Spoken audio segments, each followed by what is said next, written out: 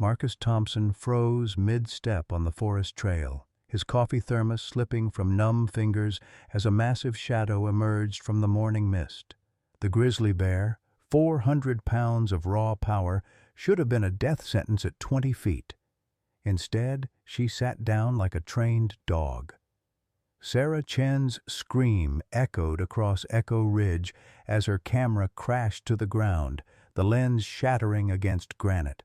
Other hikers scrambled backward, children crying, parents shouting warnings that came 8 years too late. Marcus stared at the distinctive V-shaped scar carved across the bear's forehead, a mark he'd traced with trembling fingers when she was dying in his arms as a 3-month-old cub. His heart hammered against his ribs as memories flooded back, bottle feedings, lullabies, the day he'd released her into this same wilderness. "Luna," he whispered. The bear's amber eyes never left his face as she pushed a fresh salmon toward his boots, the same gift-giving behavior he'd taught her as an orphaned baby. What had he awakened in these mountains? And what would it cost them all? Leave a like and share your thoughts in the comments along with the city you're watching from now. Let's continue with the story. The silence that followed Luna's recognition felt like a held breath across the entire wilderness. Marcus Thompson stood motionless, his weathered hands still trembling from the shock of seeing those familiar amber eyes in a face that now belonged to a fully grown predator. At 47, the senior park ranger had spent 23 years in Yellowstone's backcountry, but nothing had prepared him for this moment of impossible reunion. 8 years earlier, Marcus had been a different man entirely. His daughter Emily, with her wild blonde curls and infectious giggle, had filled their small ranger cabin with the kind of joy that made even the hardest winter days feel warm. She'd been fascinated by his wildlife stories, especially the ones about orphaned animals finding their way back to their families. "Daddy saves everything," she'd told her third-grade class during career day, her gap-toothed smile beaming with pride. The car accident that took Emily had shattered more than just Marcus's world. It had destroyed his marriage, his faith, and his ability to see hope in anything wild or beautiful.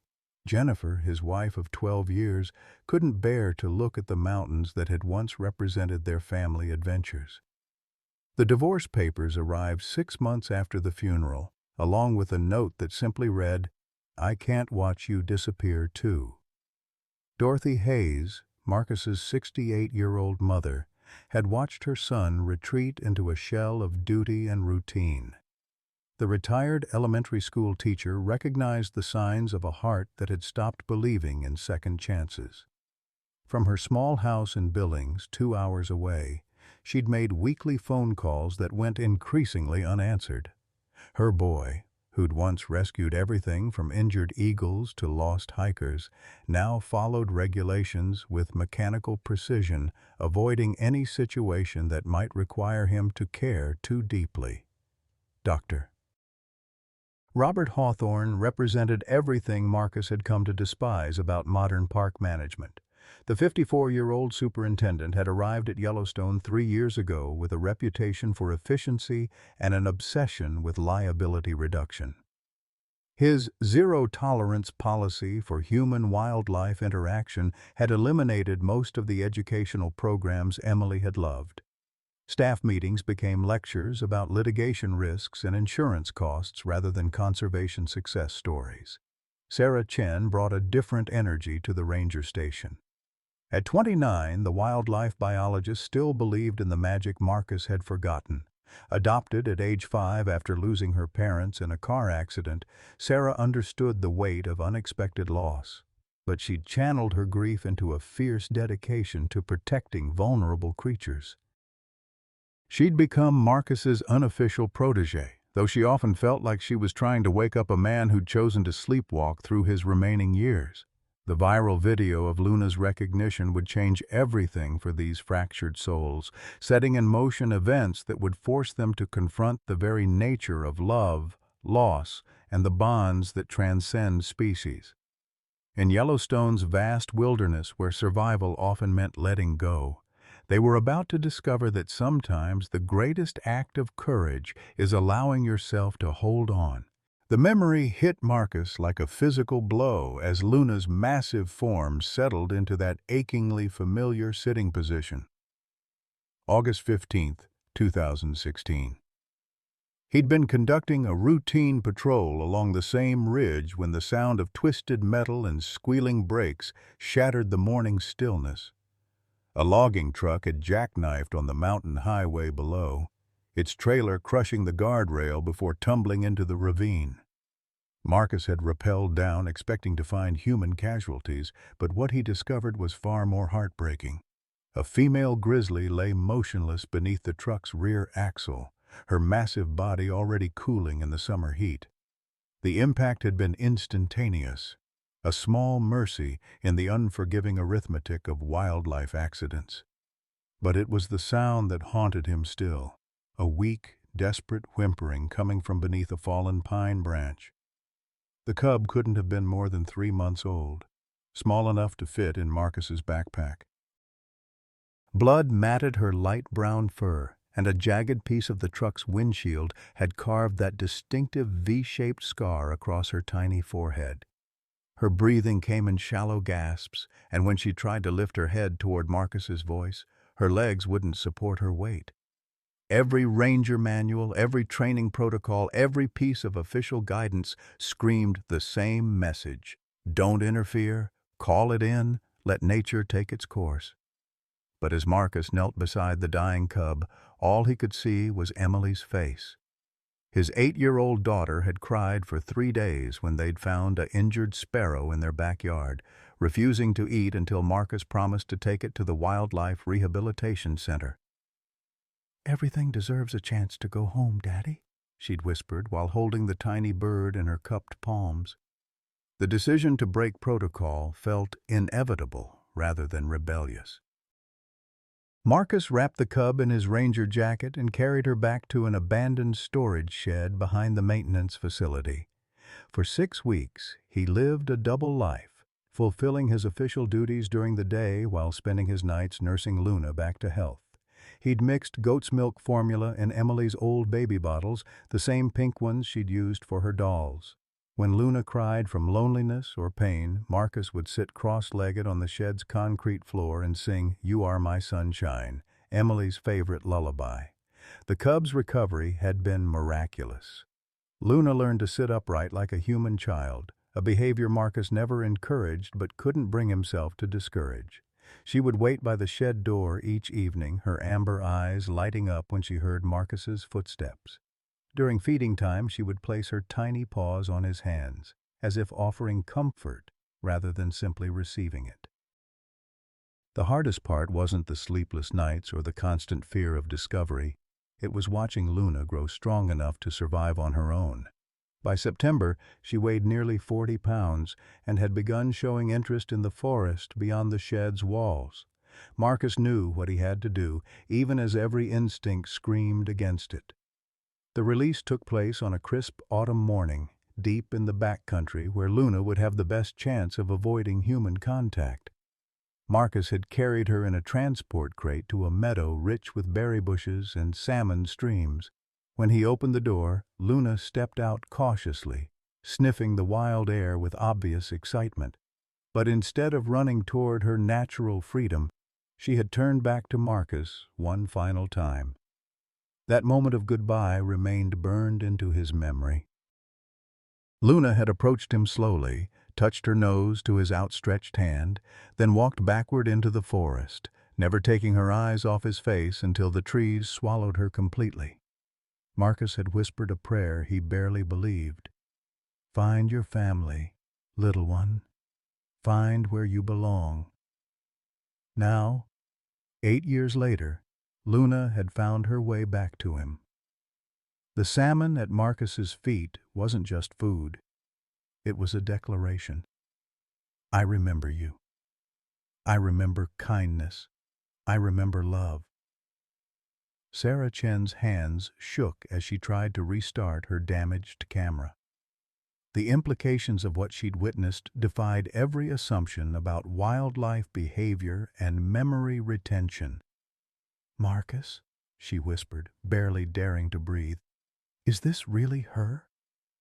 Marcus slowly knelt down, extending his hand toward Luna just as he had all those years ago. The massive bear leaned forward, touching her scarred forehead to his palm with infinite gentleness. The V-shaped mark, now faded but unmistakable, told the story of their shared past. "Hello, Luna," Marcus said softly, his voice breaking on the words. "I wondered if you remembered." Luna's response was a sound Marcus had never expected to hear again, a low, rumbling purr that spoke of contentment, gratitude, and an impossible love that had survived 8 years of wilderness separation. The transformation from private miracle to public spectacle happened with the ruthless speed of modern media. Sarah's shattered camera might have been useless, but the hiking group that had witnessed Luna's recognition included 3 teenagers whose phones had captured every second of the impossible reunion. Within 2 hours of Marcus kneeling beside his long-lost bear, #bear recognizes rescuer was trending across every social platform. The first call came to Marcus's radio at 11:47 a.m., crackling with the barely controlled panic of dispatch supervisor Janet Mills. "Marcus, we need you back at headquarters immediately. Dr. Hawthorne wants to see you in his office, now." The tone carried an ominous weight that made Sarah glance up from her field notes with concern. By the time Marcus reached the ranger station, the parking lot resembled a media carnival. News vans from Billings, Bozeman, and even Denver crowded the visitor spaces, their satellite dishes reaching toward a cloudless sky like technological prayer hands. Reporters thrust microphones toward anyone wearing a Park Service uniform, shouting questions about the miracle bear and unprecedented wildlife behavior. Dr. Robert Hawthorne's office felt like a tribunal chamber when Marcus stepped inside. The superintendent sat behind his mahogany desk, his steel-gray hair perfectly combed despite the chaos erupting around them.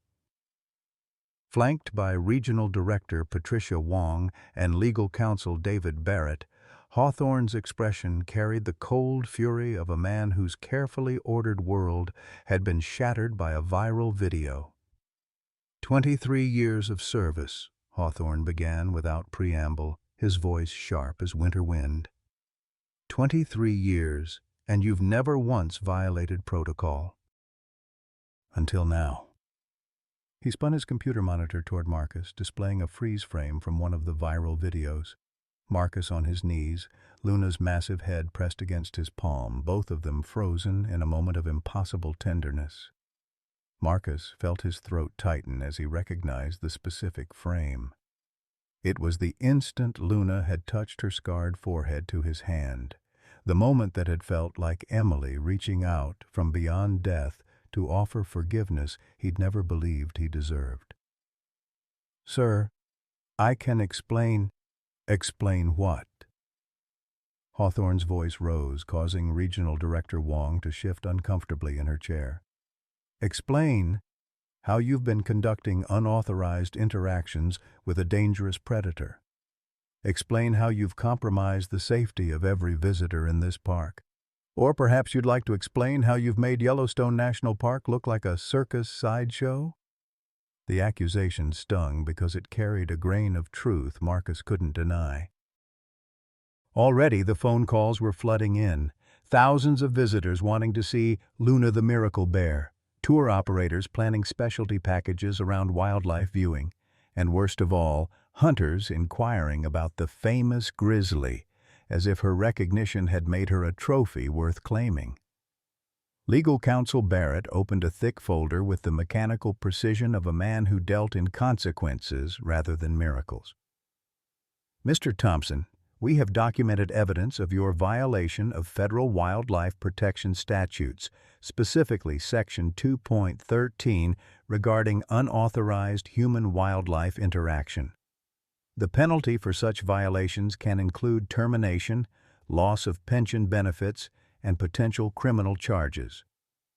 The room fell silent, except for the muffled chaos of media activity outside.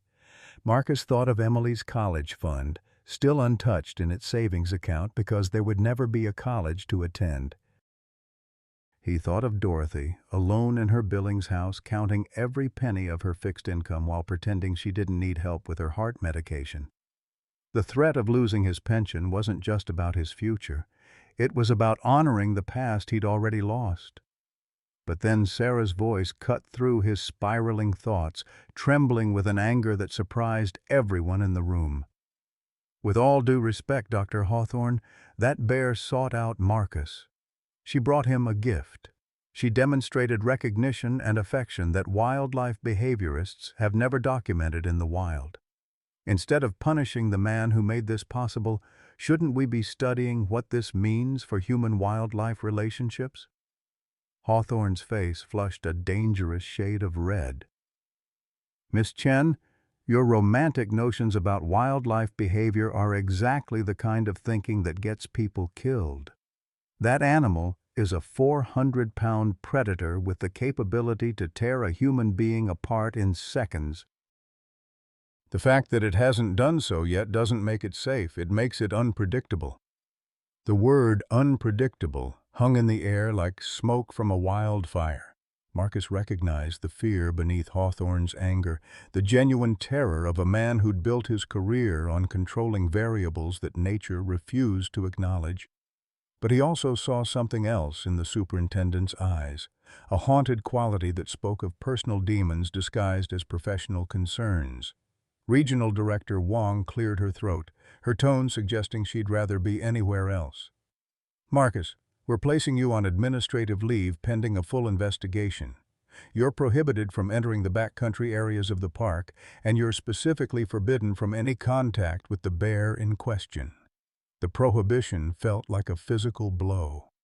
Marcus thought of Luna waiting in the forest, perhaps returning to their meeting spot to find only empty air and broken promises. How do you explain abandonment to a creature whose capacity for love had already survived 8 years of wilderness solitude? As if reading his thoughts, Hawthorne leaned forward with predatory satisfaction. "And, Mr. Thompson, if that bear approaches visitors or causes any incidents while you're under investigation, the consequences will extend far beyond your employment. We're authorizing wildlife management to relocate or, if necessary, destroy the animal for public safety." The threat landed like a physical blow. Marcus felt his world narrowing to a single terrible choice: his career and financial security, or Luna's life. Outside the office windows, camera flashes continued to explode like small lightning strikes, each burst illuminating the impossible situation his moment of recognition had created. The miracle had become a curse, and Marcus was trapped between saving himself and saving the one creature who'd reminded him what love looked like after loss. The administrative leave felt like a prison sentence with transparent walls. Marcus spent the first 3 days of his suspension pacing his small cabin, watching through windows as unauthorized tourists flooded Echo Ridge in search of Luna. Their rental cars clogged the narrow access roads, and their voices carried across the valley like an invasion of well-meaning destruction. Every amateur wildlife photographer with a telephoto lens seemed determined to capture their own viral moment with the famous bear. Sarah Chen had become his lifeline to the outside world, arriving each evening with updates that grew progressively more disturbing. "She's been seen twice near the old meeting spot," Sarah reported on Thursday, settling into Emily's chair at the kitchen table with an exhausted sigh. "Both times, she seemed to be looking for something, or someone." The guilt gnawed at Marcus with relentless precision. Luna was searching for him, drawn back to the place where their reunion had felt like a miracle rather than a liability. Every instinct screamed at him to return to the forest, to explain somehow that his absence wasn't abandonment. But Hawthorne's threat echoed in his mind. Any contact would result in Luna's immediate relocation or destruction. On Friday evening, Dorothy Hayes arrived unannounced, her ancient Buick coughing to a stop in Marcus's driveway like a mechanical prayer finally answered. At 68, his mother moved with the careful deliberation of someone whose heart had betrayed her more than once, but her eyes still held the fierce determination that had raised a son dedicated to protecting the defenseless. "I saw the news," Dorothy said without preamble, settling heavily into the rocking chair that had once been Emily's favorite reading spot. "That bear of yours has caused quite a stir." Her weathered hands trembled slightly as she pulled a thick manila envelope from her oversized purse. "We need to talk, son, about what really matters and what you're willing to fight for." The envelope contained documents that would change everything, though Marcus didn't understand their significance yet. Dorothy's brother William had died 6 months earlier, leaving behind a 500-acre ranch in Paradise Valley that had been in their family for 3 generations. The property included natural hot springs, pristine forest, and enough space for a creature like Luna to live safely away from tourists and bureaucrats. "I've been thinking about this since Emily died," Dorothy admitted, her voice carrying the weight of 3 years' worth of unspoken plans. "You lost your purpose when you lost her. Maybe this bear is God's way of giving it back to you." She paused, studying Marcus's face with the intensity of a mother who'd watched her child disappear into grief. "William always said that land should serve life, not profit. Emily would have wanted you to save Luna, and now you can. But the inheritance came with a crushing reality.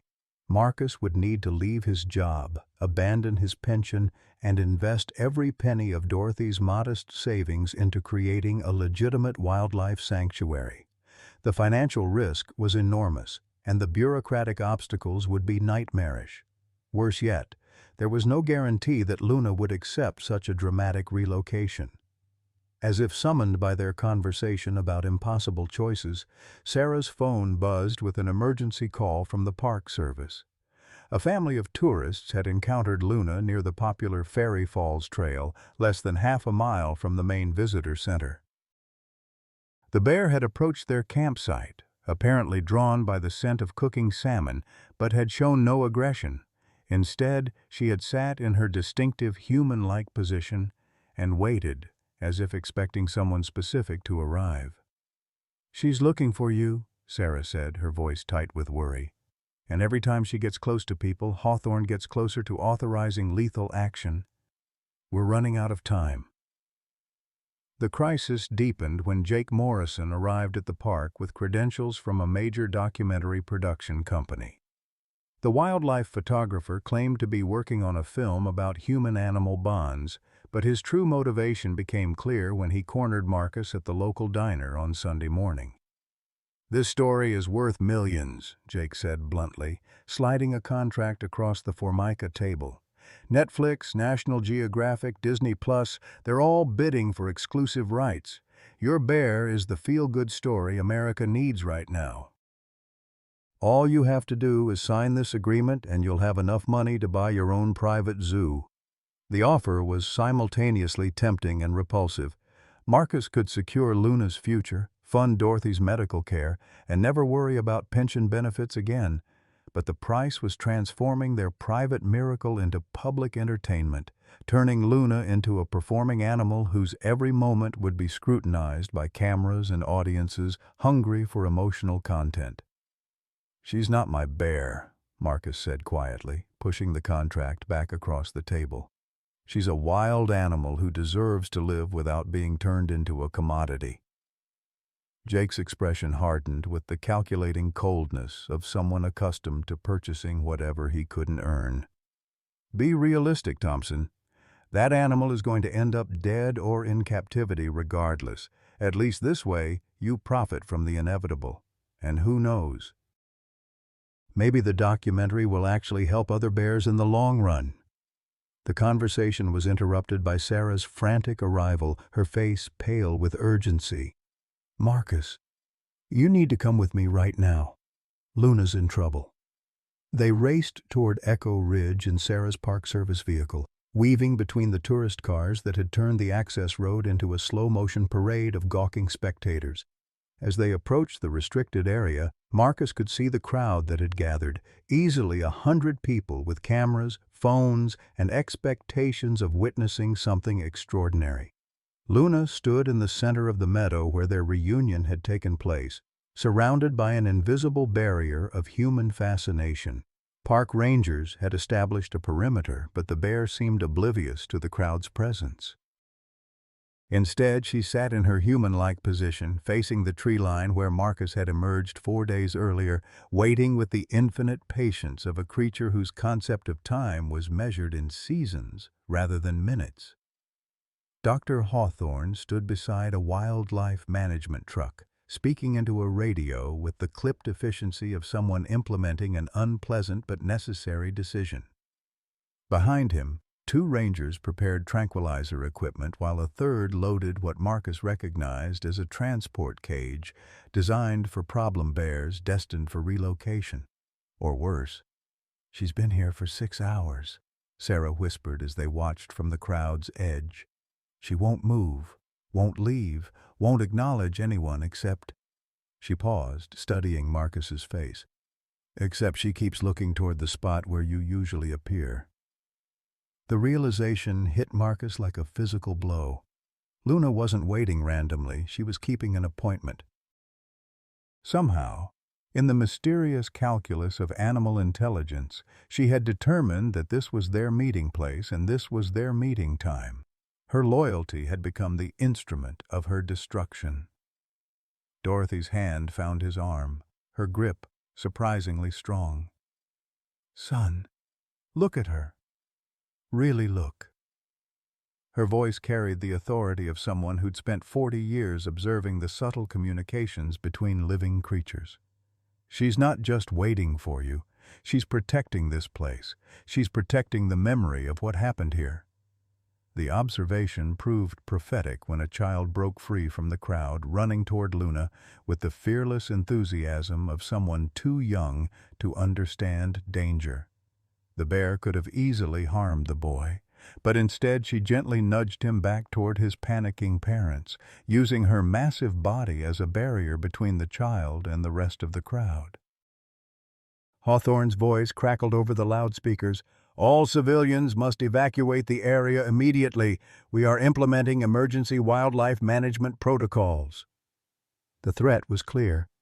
Luna's gentle interaction with the child would be interpreted as dangerous unpredictability rather than remarkable restraint. Marcus felt the weight of Dorothy's inheritance papers in his jacket pocket, Jake's contract offer echoing in his memory, and Luna's amber eyes searching the tree line for a friend who wasn't allowed to appear.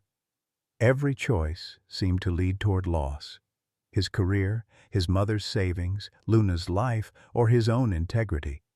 But as he watched Luna maintain her vigil in the face of growing human chaos, Marcus finally understood what Emily would have wanted him to choose. Some bonds were worth any sacrifice, and some loves demanded everything in return. The confrontation erupted with the sudden violence of a summer thunderstorm. Marcus broke through the crowd barrier at a dead run, his boots pounding against the packed earth as rangers shouted warnings behind him. Dr. Hawthorne's voice cut through the chaos like a blade. "Stop him! Do not let him reach that animal!"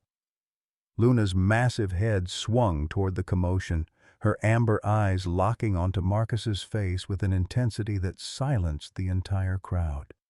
For a heartbeat, the meadow held its breath. Tourists frozen with cameras half raised, rangers caught between protocol and wonder, even the wind seeming to pause in anticipation of what would happen next.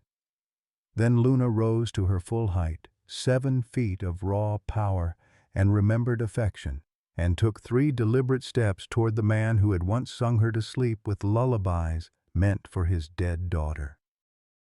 "Marcus Thompson, step away from that animal immediately!" Hawthorne's command crackled through the megaphone, but his voice carried a desperate edge that betrayed the fear beneath his authority. "That bear is exhibiting unpredictable behavior patterns. She poses an imminent threat to public safety." The accusation felt like blasphemy to Marcus as Luna lowered herself back into her sitting position just feet away from him. Her scarred forehead tilted slightly, and she released that familiar rumbling purr, a sound of contentment and recognition that no amount of bureaucratic panic could reinterpret as aggression. "The only threat here," Marcus called back, his voice carrying across the meadow with surprising strength, "is to a creature whose only crime was remembering kindness." He kept his eyes fixed on Luna's face, seeing past the fearsome exterior to the orphaned cub who had once fallen asleep in his arms. "She's not dangerous. She's heartbroken." Sarah Chan pushed through the crowd, her wildlife biologist credentials giving her enough authority to breach the ranger perimeter. "Dr. Hawthorne, look at her body language. Ears forward, relaxed posture, no defensive positioning. This bear is exhibiting classic bonding behaviors, not predatory ones." But Hawthorne was beyond reasoning, his face flushed with the kind of rage that comes from watching carefully constructed plans disintegrate in real time. "Miss Chen, you're terminated effective immediately. Security, escort her from the premises." His attention snapped back to Marcus with laser focus. "And you, Thompson? You've just violated a direct order in front of 100 witnesses. Rangers, prepare to tranquilize both the bear and the civilian if necessary." The crowd gasped as two rangers raised their dart guns, the weapons aimed with military precision at Luna's massive form. But before they could fire, Dorothy Hayes stepped forward from the mass of spectators, her elderly frame somehow commanding attention despite her small stature. "Stop!" Her voice carried the authority of 4 decades spent managing unruly children and the fierce protection that only a mother could summon. "That's my son you're threatening to shoot, and that bear is the closest thing to a granddaughter I'll ever have." The unexpected intervention created a moment of confusion that Luna seemed to understand instinctively. The massive bear turned toward Dorothy with curious interest, then did something that made every person in the meadow freeze with amazement. She approached the elderly woman slowly, carefully, and gently touched her nose to Dorothy's outstretched hand. "Sweet Jesus," someone whispered from the crowd, and the phrase rippled through the gathered tourists like a prayer passed from person to person. Cameras clicked frantically, but the sound seemed muted compared to the profound silence of cross-species recognition taking place before their eyes. Dorothy's voice trembled as she spoke to Luna, but her words carried clearly across the meadow. "You remember love when you see it, don't you, honey? You remember the hands that fed you, the voice that sang to you, the heart that refused to let you die alone." She glanced toward Hawthorne with the withering look of a teacher who'd caught a student in a shameful lie. "This bear knows the difference between kindness and cruelty better than most humans." Hawthorne's composure finally cracked completely. "This is exactly the kind of anthropomorphic nonsense that gets people killed." His voice rose to a near shout, spittle flying from his lips as years of suppressed anger erupted. "That animal killed a family of 4 in Glacier National Park. I watched them die because people like you convinced them that bears are just misunderstood teddy bears." The confession hung in the air like smoke from a wildfire, revealing the personal trauma that had driven Hawthorne's obsessive hatred of human-wildlife interaction. But instead of justifying his actions, the revelation only made his current cruelty seem more tragic. Marcus felt pieces clicking into place with horrible clarity. What family, Robert? What really happened in Glacier Park? For a moment, Hawthorne seemed to deflate, the rage draining from his face to reveal something far more devastating: guilt that had festered for years without absolution. The Hendersons, Tom and Linda Henderson, their twin boys aged 6 and 8. They were camping in an unauthorized area because I told them it was safe. I was wrong. The crowd had grown completely silent, sensing they were witnessing something more profound than a bureaucratic confrontation. Even Luna seemed to understand the gravity of the moment, remaining motionless as Hawthorne continued his confession.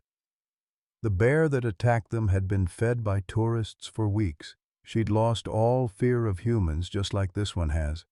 When she entered their campsite, the family thought she was friendly. They tried to take pictures with her. His voice broke on the last sentence. I found them 3 hours later. The bear was still there, standing over their bodies like she was guarding them. The revelation recontextualized everything.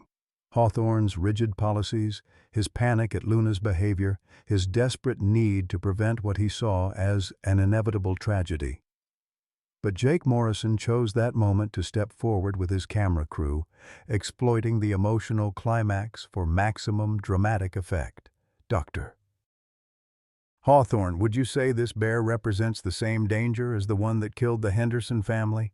Jake's question was calculated to inflame rather than illuminate, designed to create content rather than understanding. The intrusion shattered whatever fragile humanity Hawthorne had revealed. His face hardened back into bureaucratic steel as he realized his confession was being recorded for public consumption. All bears represent potential danger. This situation ends now. He raised his radio to his lips with grim finality. Wildlife Management Team Alpha, you are authorized to use lethal force. Eliminate the target immediately. The words hit Marcus like physical blows. Eliminate the target. Luna had been reduced to a problem requiring violent solution, her capacity for love and memory dismissed as irrelevant data in a risk assessment spreadsheet. But as the wildlife management team emerged from their vehicles with high-powered rifles instead of tranquilizer guns, Luna did something that changed the entire dynamic of the confrontation. She moved protectively in front of Marcus, Dorothy, and Sarah, placing her massive body between the people she recognized as family and the guns pointed in their direction. The gesture was unmistakable in its intent and devastating in its implications. Luna wasn't just remembering the kindness she'd received as a cub. She was actively trying to protect the humans who had shown her love, even at the cost of her own safety. "She's shielding us," Sarah whispered in amazement. "She understands the threat, and she's trying to protect us from it." Dorothy's eyes filled with tears as she reached up to touch Luna's massive shoulder. "Just like Emily would have done," she murmured to Marcus. "Your daughter would have stood between you and danger, just like this brave girl is doing now." The comparison to Emily broke something fundamental in Marcus's chest. He looked at Luna's scarred forehead, at the gentle intelligence in her amber eyes, at the fierce protective stance she'd taken to defend people she loved, and finally understood what Dorothy had been trying to tell him. This wasn't about saving a bear. This was about honoring the memory of a little girl who had believed her daddy could save everything, and proving that some kinds of love really were stronger than death, deeper than species differences, and more enduring than bureaucratic fear. The rifles were still trained on Luna when Marcus made his choice. The call came at 3:17 a.m., shattering the fragile peace Marcus had found in the aftermath of Luna's protection. Sarah's voice trembled through the phone line, barely coherent through her tears. "Marcus, you need to get to Billings General immediately. It's Dorothy. They don't think she's going to make it." The drive through the darkness felt like descending into hell. Marcus's hands gripped the steering wheel with white-knuckled desperation as he replayed the previous day's events. The standoff in the meadow had ended when Jake Morrison's documentary crew captured Luna's protective stance, turning public opinion so decisively in the bear's favor that Hawthorne was forced to retreat. But the victory had come at a terrible cost. Dorothy had collapsed during the confrontation, her 78-year-old heart unable to withstand the emotional intensity of watching her son choose between safety and principle. The paramedics had worked on her for 20 minutes in the meadow while Luna watched from a distance, as if understanding that another kind of loss was unfolding before their eyes. At the hospital, Marcus found his mother attached to machines that beeped with mechanical urgency, her face pale as winter snow against the stark white pillows. Dr. Elizabeth Morrison, no relation to Jake, she'd clarified with tired professionalism, delivered the devastating news with the kind of gentle directness that only came from years of practice. "She's had a massive myocardial infarction, Mr. Thompson. The damage to her heart is extensive.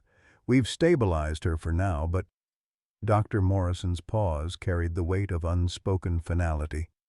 "Her living will specifies no extraordinary measures. She's made it clear she wants to go peacefully when her time comes." Marcus sank into the bedside chair that had become his prison, taking his mother's cold hand in both of his. The woman who had raised him to believe in second chances, who had encouraged him to break rules when kindness demanded it, who had stood between Luna and certain death just hours earlier, was slipping away while he watched helplessly. "I'm sorry, Mom," he whispered into the antiseptic silence. "I chose the bear over you. I chose a wild animal over my own mother, and now you're dying because of my selfishness." Dorothy's eyes fluttered open, still sharp despite the morphine clouding her system. Her voice came as barely more than a whisper, but her words cut through Marcus's guilt with surgical precision. "Son, you didn't choose the bear over me. You chose love over fear. That's what I raised you to do." She paused, gathering strength for what would become her final lesson to the boy who had never stopped trying to save everything that crossed his path. "Emily's gone, baby. Has been for 3 years. But that bear, she's alive because you refused to follow rules that would have let her die. That's not selfish. That's who you are." The heart monitor's rhythm began to falter, its beeping becoming irregular as Dorothy's grip on life loosened. But she fought to stay conscious long enough to deliver one last message. "The ranch papers, in my purse. It's all yours now. Use it to give Luna a home. Use it to honor Emily's memory. Use it to prove that some kinds of love really can survive anything." Marcus felt his world collapsing as the monitors began their relentless alarm. Medical personnel flooded the room, but their efforts felt like theater performed for an audience of one. Dorothy Hayes had lived 78 years of fierce dedication to nurturing others, and she was ready to let go. Her last words were barely audible above the chaos of attempted resuscitation. "Tell Luna. Tell her thank you for bringing my boy back to life." The flat line stretched across the monitor screen like a horizon Marcus would never cross again. In the space of 3 years, he had lost his daughter to a moment of random violence and his mother to his own desperate need to honor that daughter's memory. The cruelty of the timing felt like cosmic punishment for daring to hope that love could triumph over loss. Sarah found him in the hospital chapel at dawn, sitting alone among empty pews with Dorothy's purse clutched against his chest. The ranch inheritance papers spilled across the wooden bench beside him, 500 acres of pristine Montana wilderness that his mother had secretly preserved for this exact purpose. "She knew," Marcus said without looking up, his voice hollow with exhaustion and grief. "She knew this would happen. She came to Yellowstone knowing her heart couldn't handle the stress, but she came anyway because she believed Luna was worth dying for." Sarah settled beside him, her own grief evident in the careful way she chose her words. "Maybe she didn't come to die for Luna. Maybe she came to live long enough to see you remember who you used to be." The observation cut deeper than any accusation. Marcus thought about the man he'd been before Emily's death, someone who broke rules when compassion demanded it, who believed in second chances, who saw possibility where others saw only problems.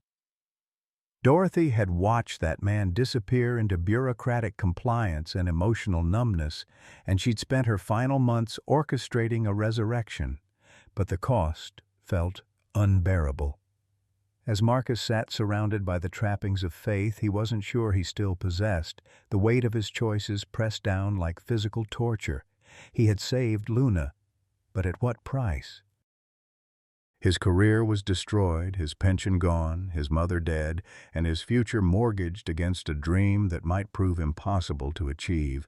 The ranch could become Luna's sanctuary, but only if Marcus could navigate the regulatory maze of wildlife management permits, insurance requirements, and federal oversight. The financial burden would consume every penny of Dorothy's modest estate, and there was no guarantee that Luna would even survive the relocation process. Outside the chapel windows, the sun rose over Billings with indifferent beauty, marking the beginning of a day Marcus would have to face without his mother's guidance for the first time in 47 years. In his pocket, his phone buzzed with a message from Dr. Hawthorne. "Luna has been missing since yesterday evening. If she approaches any populated areas, we will implement immediate containment protocols." The bear was searching for him again, and this time Marcus wasn't sure he had the strength to save anyone, including himself. The discovery came 3 days after Dorothy's funeral, hidden beneath a stack of yellowed recipes in her kitchen drawer. Marcus had been mechanically sorting through his mother's belongings when his fingers found the small wooden box wrapped in one of Emily's old baby blankets. Inside, nestled against faded tissue paper, lay a collection of items that would rewrite everything he thought he understood about the past 3 years. The first photograph stopped his breathing entirely. Emily, age 7, sitting cross-legged in tall grass, while a tiny grizzly cub dozed in her lap. The image was dated August 10th, 2016. 5 days before Marcus had found Luna dying beside her mother's body. His daughter's face glowed with the pure joy of someone who had discovered magic in the wilderness, her small hands gently stroking the cub's fur, while sunlight filtered through pine branches above them. "Oh my God," Sarah whispered, looking over his shoulder as more photographs spilled across Dorothy's kitchen table. The entire rescue story Marcus remembered had been incomplete. Emily hadn't just inspired him to save Luna, she had actually met the cub first, during what Dorothy's careful notes revealed had been a secret camping trip with Grandma. The handwritten journal entry in Dorothy's careful script painted a picture of conspiracy born from love. "Emily begged me not to tell Marcus about finding the injured cub. She was afraid he'd worry about her getting too close to wild animals. But she insisted we check on the baby every day until her daddy found her accidentally. My granddaughter has her father's heart for rescuing things that need saving." Marcus's hands trembled as he turned the page to find Emily's own writing, the careful block letters of a 7-year-old trying to document something extraordinary. "Dear Diary, me and Grandma Dorothy found a baby bear who got hurt real bad. Her mommy is dead, and she's all alone. I named her Luna because she has a moon shape on her forehead. Daddy doesn't know yet, but he will find her soon because that's what daddies do. They save things." The entry was dated August 12, 2016, 3 days before the accidental discovery that had changed Marcus's life. Below Emily's words, Dorothy had added her own note. "If anything happens to Emily, Marcus will need something to save. Something that will remind him that love doesn't end with death, it just takes different forms." Sarah sank into Dorothy's rocking chair, her voice barely above a whisper. "They orchestrated the whole thing. Emily found Luna first, and Dorothy made sure you'd find her too. She was planning your healing before Emily was even gone."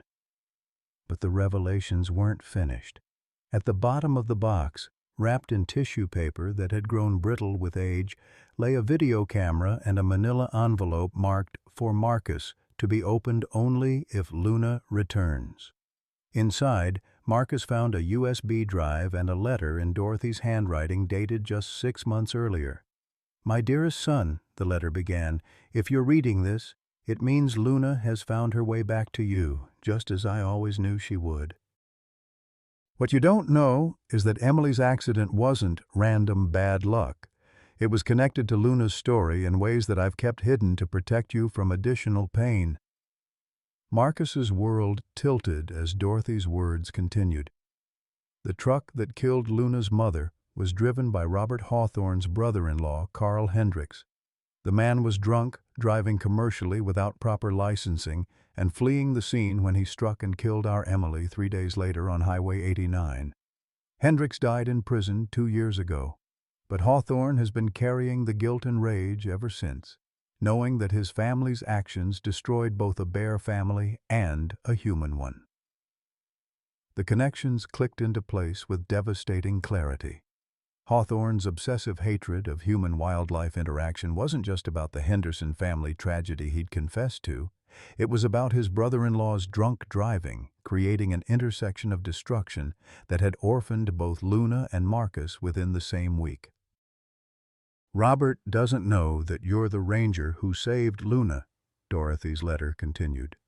"He doesn't know that Emily was killed by the same drunk driver who killed Luna's mother.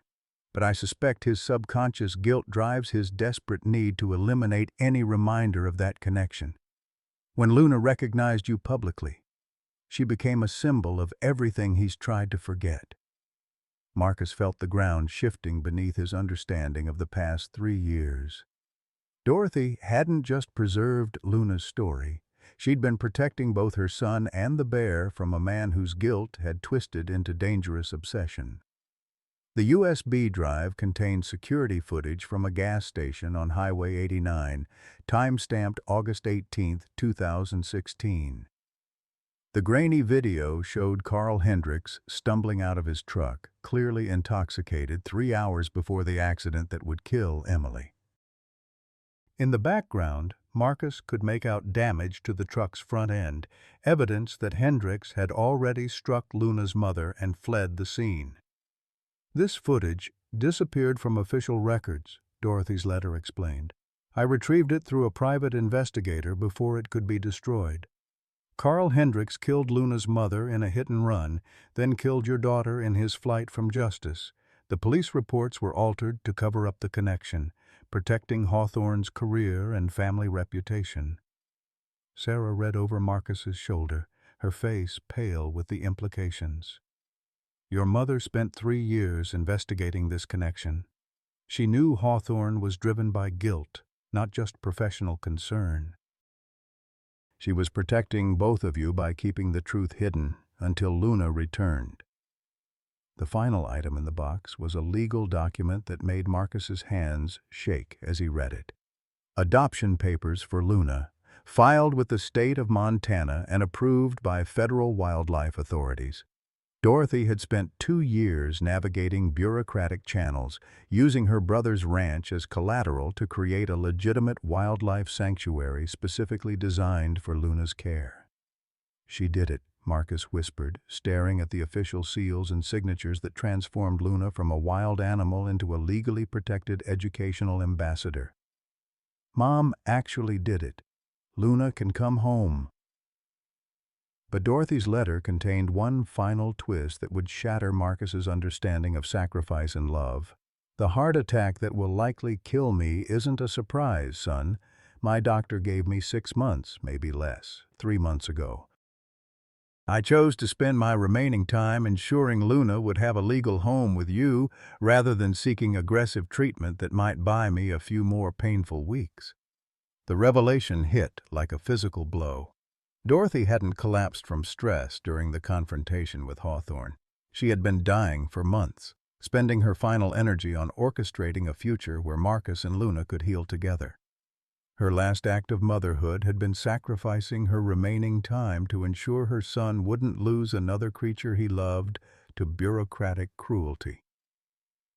As Marcus sat surrounded by the evidence of his mother's elaborate conspiracy of love, his phone rang with a call that would test everything Dorothy had died to protect. Dr. Hawthorne's voice carried a strange mixture of defeat and desperate fury. "Thompson, we need to talk. I know what your mother discovered about my family. And I know why that bear recognized you." The reckoning Dorothy had spent 3 years preparing for was finally at hand.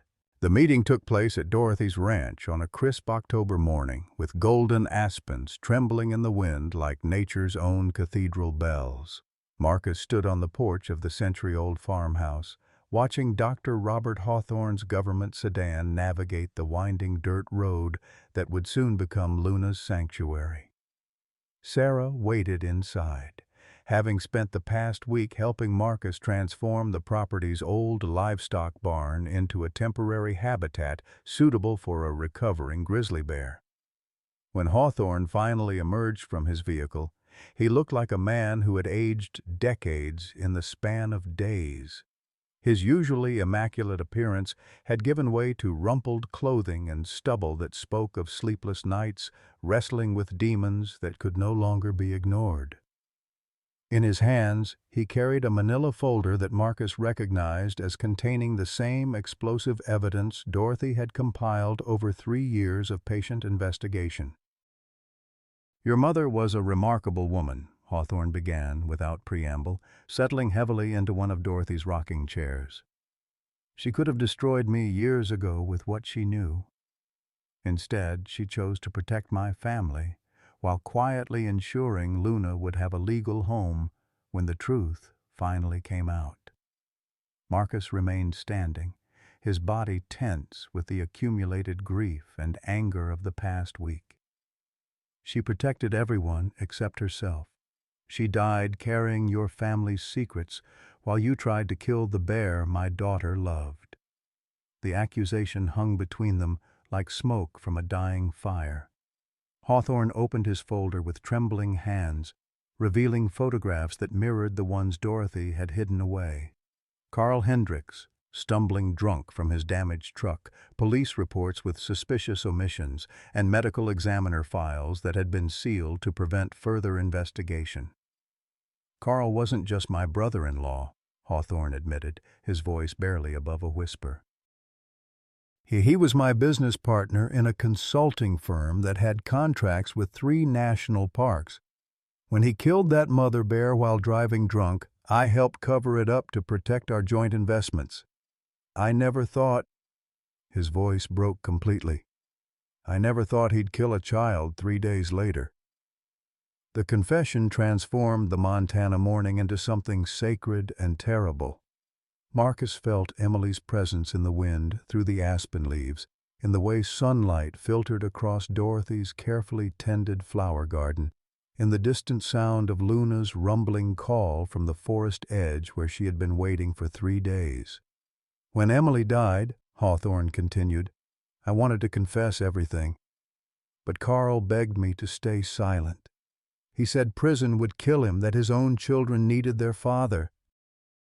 So I buried the truth and tried to convince myself that preventing future human-wildlife interactions would somehow balance the cosmic scales." Sarah emerged from the house carrying a tray of coffee, her timing suggesting she'd been listening from inside. Her presence seemed to give Hawthorne the strength to continue his painful revelation. "Every time I saw a bear interact with humans, I saw Carl's truck crushing that mother bear. Every time I enforced separation protocols, I told myself I was preventing another Emily.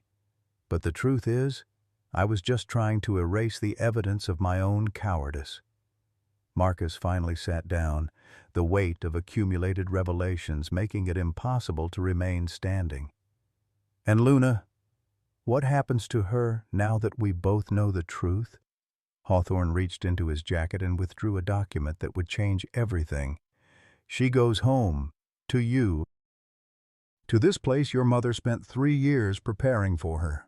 The paper contained official federal authorization for Luna's transfer from wild status to educational ambassador, along with funding approval for the Emily Dorothy Memorial Wildlife Sanctuary.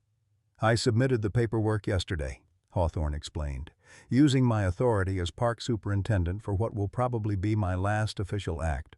Luna is legally yours now, Marcus. You can give her the safe home she deserves without fear of government interference." The generosity of the gesture felt overwhelming after years of bureaucratic hostility. But Marcus needed to understand the motivation behind Hawthorne's dramatic reversal. Why now? Why are you helping us after spending so much energy trying to destroy Luna? Hawthorne's answer came with the broken honesty of someone who had finally stopped running from the truth. Because yesterday my own daughter asked me why I hated bears so much. She's 8 years old, Marcus. The same age Emily was when she died. And when I looked into her eyes, all I could see was the little girl whose death I helped cover up. The parallel struck Marcus like lightning. Hawthorne's daughter was living the life Emily would never have, asking questions about the natural world that Emily would never get to explore. The cosmic cruelty of the connection was almost too much to bear. As if summoned by their conversation, Luna emerged from the tree line at the property's edge. She moved with careful deliberation, her massive form somehow conveying both power and gentleness as she approached the porch where 3 humans sat wrestling with the complicated mathematics of forgiveness. Luna stopped about 20 feet away and assumed her distinctive sitting position, her amber eyes fixed on Marcus with the patient intelligence of a creature who understood that something important was being decided about her future. In the morning sunlight, her V-shaped scar seemed less like a mark of tragedy and more like a symbol of survival against impossible odds.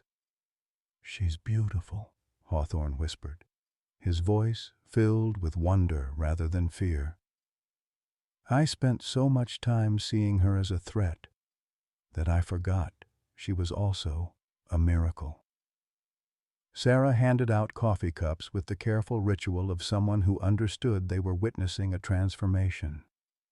"She's not just beautiful," she said quietly. "She's proof that some kinds of love really can survive anything." Luna seemed to approve of the sentiment, releasing her characteristic rumbling purr that carried across the ranch yard like a blessing on the autumn morning. 6 months later, on a perfect spring morning that would have made Dorothy smile, Marcus stood in the sanctuary's main pavilion, watching Luna teach her newest family members the art of patient observation. The 2 rescued cubs, orphaned siblings found near Glacier National Park, had arrived just 3 weeks earlier, but Luna had already begun the delicate process of showing them how to coexist peacefully with the humans who visited their home. The Emily Dorothy Memorial Wildlife Sanctuary had exceeded every dream Marcus had dared to nurture during those dark months of bureaucratic fighting and personal loss. What had begun as Dorothy's desperate plan to heal her broken son had evolved into something far more profound. A place where the complicated relationships between humans and wild creatures could be explored, honored, and celebrated. Sarah emerged from the education center carrying a stack of letters that had become as much a part of the sanctuary's daily routine as feeding times and habitat maintenance. "Today's batch," she announced, settling beside Marcus on the bench that faced Luna's enclosure. 43 letters from children, 16 from families who've lost loved ones, and this one, she held up an envelope with careful reverence. This one is from Dr. Hawthorne's daughter. The letter, written in the careful cursive of an 8-year-old, had become Marcus's most treasured correspondence. "Dear Mr. Thompson, my daddy says you saved Luna when she was little like me. My daddy also says he made mistakes, but you taught him how to say sorry. Can I come visit Luna someday? I promise to be good and quiet. Love, Rebecca Hawthorne." Robert Hawthorne had resigned from his position as park superintendent 6 months earlier, choosing instead to dedicate his remaining career to wildlife rehabilitation through a position with the National Wildlife Federation. His transformation from Luna's greatest threat to her most passionate advocate had become a central part of the sanctuary's educational mission, proof that even the deepest wounds could heal when truth replaced fear.